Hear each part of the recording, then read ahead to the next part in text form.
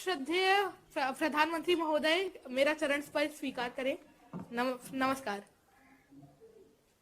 अभी आप लेखक भी हैं, व्याख्यान भी देते हैं, आपने बालमुखी रामायण भी लिखी है।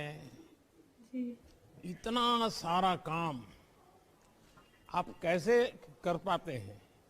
बचपन बचा है कि वो भी चला गया है?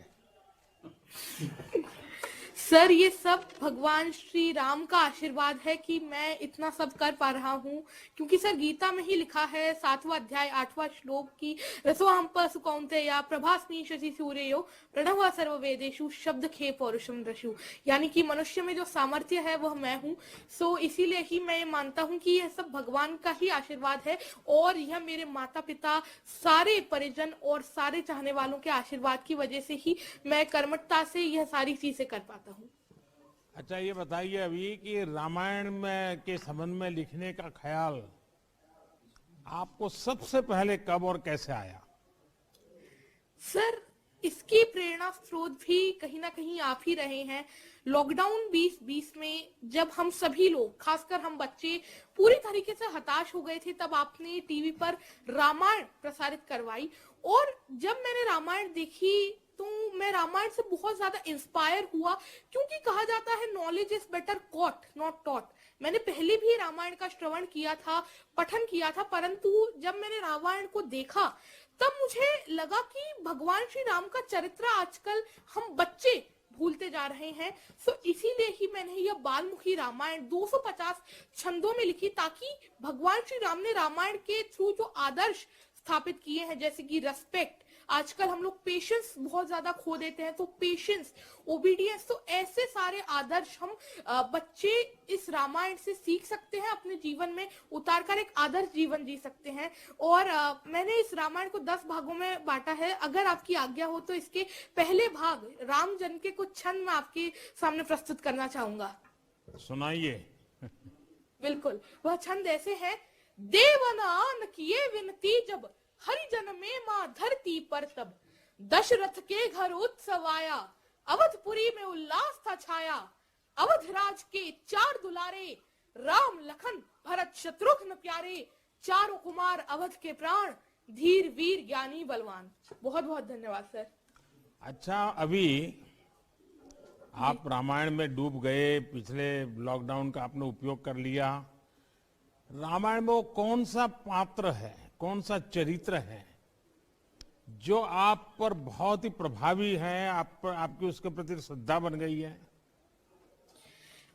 सर, ऐसे तो एक ही है, मर्यादा पुरुषोत्तम भगवान श्री राम, क्योंकि आजकल के जीवन में जीने के लिए हमें जो भी आदर्श की जरूरत है, एक आदर्श इंसान को कैसा होना चाहिए, भगवान श्री राम ने त्रेता युग में ही वह सारी चीजें दर्शा दी थी। वह कैसे सबको साथ लेकर चलते थे, कितना धैर्य वह रखते थे, और सबका कितना आदर करते थे। ऐसी काफी सारी चीजें हैं जो मुझे भगवान श्री राम से सीखने को मिलती हैं। सो ऐसे आदर्श तो मेरे भगवान श्री राम ही हैं। अभी परिवार में सब तंग आ जाते होंगे, दिन भर तुम्हें रामायण रामायण करते रहते होंगे, तो घर के सब लोग नाराज हो जाते होंगे। नहीं सर, सौभाग्य से मेरे माता पिता मुझे सबसे ज्यादा सपोर्ट करते हैं। बचपन से ही इन्हीं से मैंने रामायण, महाभारत, गीता, इन सब का चीज सुनी, और श्रीमद् भागवतम में 7वें अध्याय में 7वें कैंटो में लिखा है कि जब हम कोई भी आदत बचपन से ही डेवलप कर लेते हैं तो वह हमारे साथ जीवन भर रहती है। तो घर में भी जैसे कोर्ट के अंदर वकील धाराओं का उपयोग करके लड़ाई लड़ते हैं, तो तुम भी घर में शास्त्रों का उपयोग करते लड़ाई लड़ते हो क्या?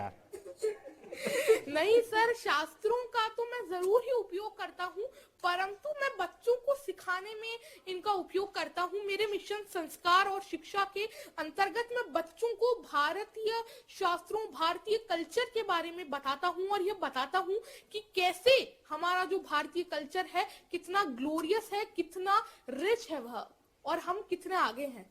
क्या अभी ये मध्य प्रदेश के पानी में ही कोई विशेषता है क्या, इस प्रकार के बच्चे तैयार होते हैं? जी हाँ सर, यह मालवा भूमि तो इतनी सुंदर रही है। इसने लता मंगेशकर मैम, इतने बड़े बड़े इन्होंने वीर दिए हैं। देवी देखिए, अहिल्याबाई मैं आपको एक घटना सुनाता हूँ। जी आपके एक मुख्यमंत्री उमा भारती जी मध्य प्रदेश की मुख्यमंत्री रही है। जी वो बहुत छोटी थी तब वो व्याख्यान करती थी। जी तो गुजरात में अहमदाबाद में उनका मणिनगर इलाके में व्याख्यान था। आज से करीब 45-50 साल पुरानी बात है। अखबारों में बहुत चर्चा होती थी, तो हम भी सुनने के लिए चले गए।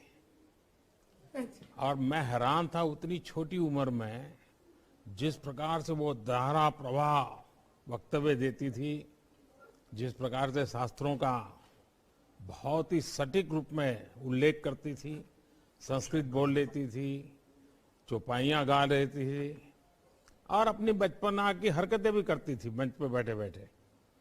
मैं बहुत प्रभावित हुआ था। बहुत बहुत बहुत साल पहले की बात है, तब उनकी आयु बहुत छोटी थी। तो मुझे लगा कि शायद मध्य प्रदेश में ये कुछ ताकत ऐसी है कि सब इसी प्रकार के विद्वान लोग बचपन में ही तैयार हो जाते हैं।